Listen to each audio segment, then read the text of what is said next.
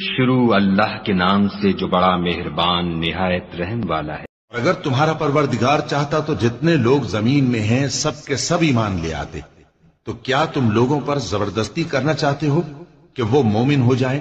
حالانکہ کسی شخص کو قدرت نہیں ہے کہ اللہ کے حکم کے بغیر ایمان لائے، اور جو لوگ بے عقل ہیں ان پر وہ کفر و ذلت کی نجاست ڈالتا ہے۔ ان کفار سے کہو کہ دیکھو تو آسمانوں اور زمین میں کیا کیا کچھ ہے، اور جو لوگ ایمان نہیں رکھتے نشانیاں اور ڈرانے والے ان کے کچھ کام نہیں آتے۔